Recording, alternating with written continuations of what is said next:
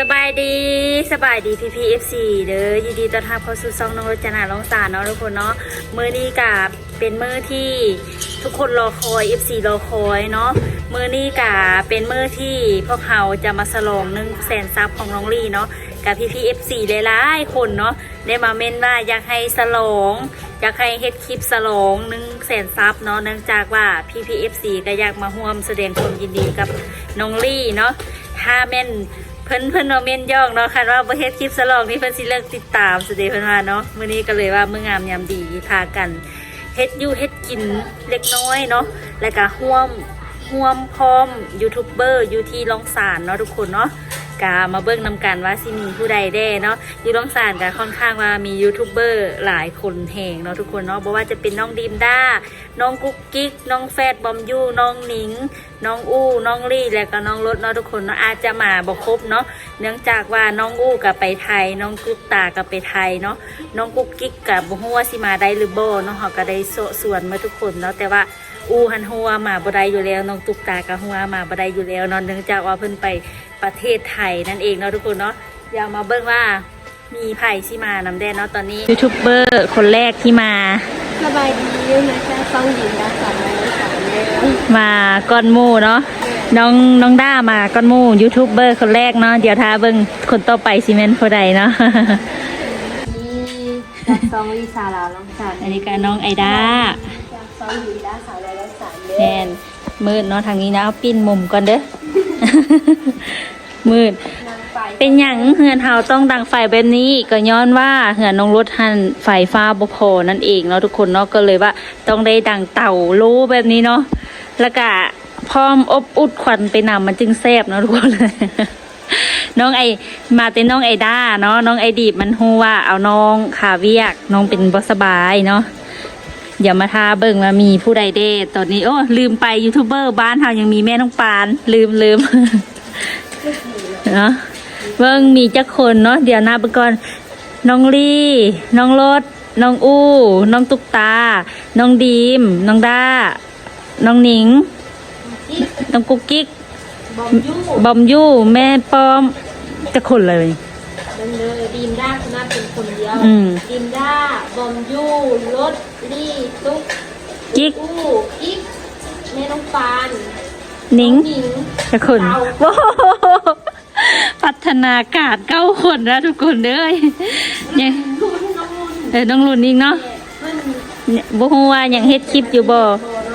แม่นเนาะโอ้ทุกคนบรรยากาศบ้านเฮาฝนตกอีกแล้วเนาะทุกคนเนาะ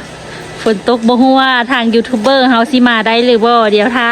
ลุ้นนำกันตอนนี้น้องป่านก็มาละสบายดีฝนตกหำหัวเนาะนี่เตาเฮากำลังดังลุกอยู่เนาะทุกคนเนาะน้องลี่ก็เป็นผู้ดังน้องปานดาวน้องไอด้าเนาะเฮ็ดยังกินไอด้า เฮ็ดเซส่วนเนาะนี่โอ้ฟดแล้วทุกคนป้าจะแซ่บประเทศว่าเนาะสีแดงเจ็ดแมน แมน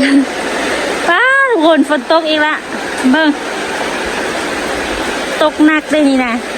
เขาจะสิมาได้อยู่บ่เบิ่งแต่ท้องฟ้าข่าวซัวบ่ฮู้ว่าจะมาได้หรือบ่คนที่สองที่มาเนาะ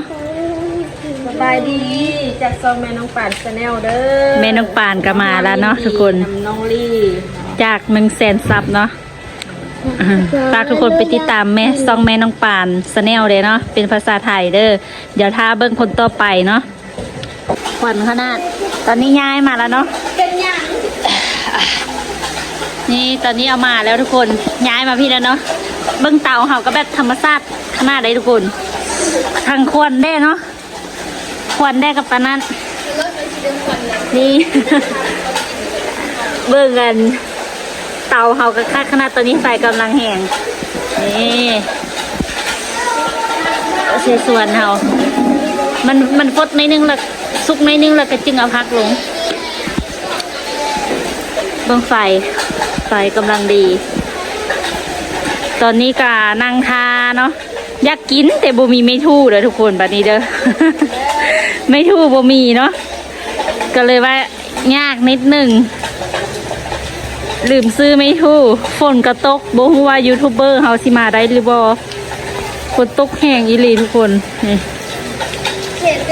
มาบ่ได้อยู่พุ่นยังข้าวอยู่ยังบ่เซาฟดแล้วพักลงแม่บัดนี้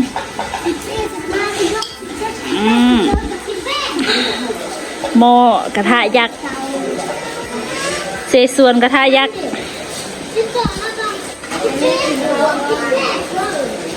ลูกๆหลานๆเต็มเนาะจัดการไม่ซ่องไม่ทู่กับบ่มีตะเกียบบ่มีนี่อันนี้แม่น้องแพนเค้กฮักกันมาไม่พังเจ้าน่ะพูดทางนั้นนะมันมาลบฝนเนาะมันเปื้อนเป็นบ่เอากินมันนี่นะ เปียกแม่น้องแพนเค้กอันนั้นพอน้องแพนเค้กนี่แม่น้องแพนเค้กมันขวัญ เมื่อแม่ยังได้มันขวัญเอาวะแม่เอาวะ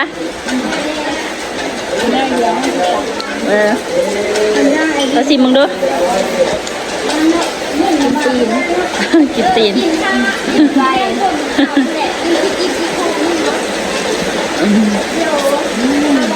กินทาไม่ทู่ทานดูอันนี้ใส่ไม่ทู่เนี่ยมันบุกไปหนึ่งมาทุกคนแบบว่าอากาศจะแบบเป็นใจกันได้ฝนตก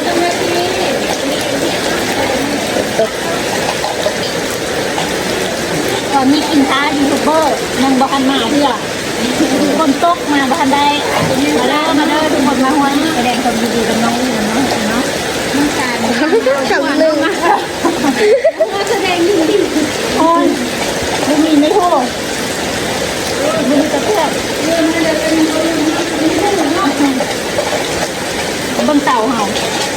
น้ำแบบเป็นคนเยอะเป็นไงคุณครูเต่าชูชีวิตขนาดนี่บรรดามาร่วมแสดงความยินดีกับน้องเบ้เลยทุกคนแล้วแซ่บซื้อถ่ายเสียทีบุมีไม่รู้เนาะเอากินในด้าไม่ได้คนกินเลยแซ่บมันจะกล้าจะได้เด้มทุกคนอันนี้ก็ขอน้องเพชรเรียกเอางับเลยบัดนี้ บรรยากาศก็ให้ขนาดฝนปล่อยแง่ๆอยู่เนาะฝนมาให้อิ่มเลยเด้อเยอะมาน้องบอมน้องยู่น้องงันนิ่งอิ่มทาแล้วเอาให้ดาวเด้อมันผู้ใดนี่เบิ่งหน้าก็เด้อเบิ่งหน้าก็น้องยู่ดิน้องบอมนิ่งรอแต่ยังวิ่งทุกคนยิงสาวลาวอันนี้แฟดบอมยูเนาะเอามาสุดเด็ดเด้อดาวให้ดาวว่าเรื่องไหนโอกาสเดินจังซื้อเพลงโอ้เอาแป๊บซี่มาให้อีกถึงเลขโอ้บ่บอกเนาะตัวสีออกเนาะเอาก็บอกเมื่อเดี๋ยวบอกว่าเลข3ตัวละ2,000เลข2ตัวคือเบา3ตัวเขาซื้อเอาชุกใส่ให้มันเต็มใส่ตัวแม่ส่วนฟ้าไปอ่านมาเลยให้มาให้ยังมีจันพื้นที่ถึงเลข4ตัวเห็นชื่อไทยบางเรื่องก็ที่อันนั้นแหละที่ตัวนึงได้6 ล้านเหมือนบ่ตัวละ5 ล้านเป็นได้10 ล้านเนาะไปนั่งทันดังไฟจงไว้ให้อยู่ไปอิ่มค่ะน้องเขาถึงเหนื่อยละเพิ่นชิมือแล้วยกนึ่งอะไรยกพออันเห็นเมื่อดังไฟเข้าไปหย่อลงก้นสูบเลยโทรศัพท์อันนี้น้องบอมอันละวันน้องทิ้งแต่จับนะไม่เป็นหนึ่งวันอยู่บ้านเกิดวันตายนะเกิดฟ้าเค้กประมาณสมะลาก3แล้วสิมาจนดึกรักซี่ตัวแหละเช็คเงินกับป้าป้าเลยลูกไปพุ่นอยู่ไปนั่งพุ่นอยู่ทาง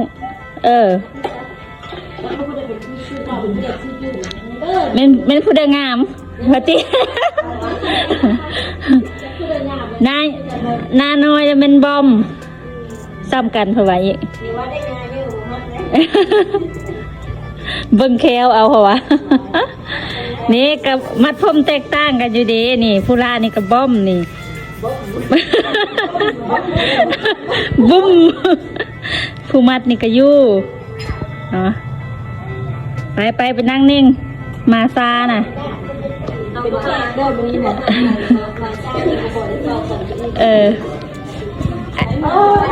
เบิ่ง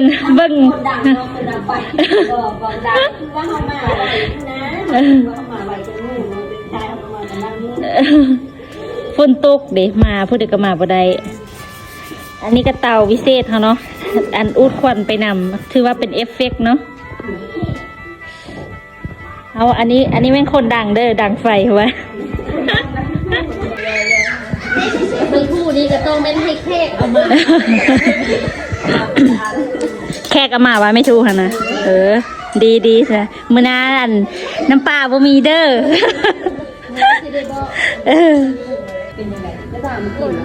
เพิ่นจะอิ่ม เอากินซิมนิ้งซิมเอาบอมซิมบอมน้องอยู่กับงับ รอบสองก็แซ่บรอบสอง ยกซองเด้อดีเด้อ สิมจะคลวยนึ่งกันนะอย่าพากินเลย เอายกซองเอาน้องไอด้ายกซองไอด้า เขานะ ยกซองแล้วเขานะ ขวัญเนาะ ควันเลย พักสมองพักใส่ได้ไหมมาสลบลืมจัด เอาใส่ดอลลาร์เลย มายินดีนะทานคนนึ่งไปแล้วมันมีเศษซับจำได้ ต่อไปน้องบอมกันตี้ บอมคือชื่อน้องบอมกันน้องบอมนะ60,000 บาทแล้วน้องใกล้ละตามกันไปยูทูบเบอร์เฮากับซีครบแต่เท่านี้แหละทุกคนเนื่องจากว่าแม่นหลายๆคนก็บ่ว่างเนาะน้องตุ๊กก็ไปไทยน้องอู้ก็ไปไทยน้องกุ๊กกิ๊กก็บ่ว่างเนาะข่าวเวียกเมื่อเท่านี้แหละยูทูบเบอร์ร้องสารเฮาเนาะเมื่อแล้วเนาะผักอันเสียง่ายอันนี่นัดตอน1 โมง2 โมง1 โมงเด้อ1 โมง2 โมง2 โมง1 โมงเด้อแล้วทางนี้กับพากันเสียง่ายไปได้นัด12 โมงให้ไปอาบน้ำเนาะมื้อนี้คือที่มันฝนนี้มันหูใจตอน10 โมงมาเฮือนพอดีมาฮอดเฮือนนี่ก็โทรหาเอามาได้แบบสิทำบ่ทันได้อาบปานนั้นนัดตอนหิวข้าวเลยดิเดี๋ยวเฮ็ดแล้วมันสุกแล้วเนาะมันสุกแล้วก็โอ้ยบอกเขาเจ้ามาซะสินี่ไอ้ด้ามาก่อนมู่ไอ้ด้านะนิ่งยังไปห้าน้ออยู่ที่สวนเสร็จบอกก็ได้น้องนิ่งสาวลาวไปติดตามเลยเด้อไปห้าน้ออันน้อไรวะบอนทางว่าเหรอเป็นบ่หน่อยเป็นบ่มื้อหน้าก็พอแก่กันเนาะพอได้อยู่ได้แกงมื้อหน้าจึงสิไปเป็นจังไดเนาะเจ้าของเนาะเอาพวก มาเด้อมาร่วมแสดงความยินดีน้องลี่เด้อ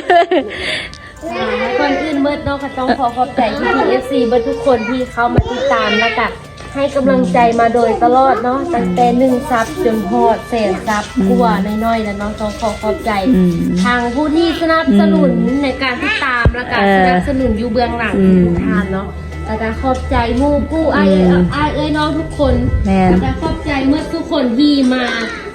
กินเจส่วนฉลอง100,000 ซับนำกันเนาะผู้เมื่อกับเมื่อได้ละแม่นเนาะน้องแม่น น้องยูน้องบอมน้องนิงแม่น้องปานนี่เนาะครบเมื่อน้องด้าเมื่อไรวะยังอยู่ดีเนาะน้องด้าลืมฉันมาก่อน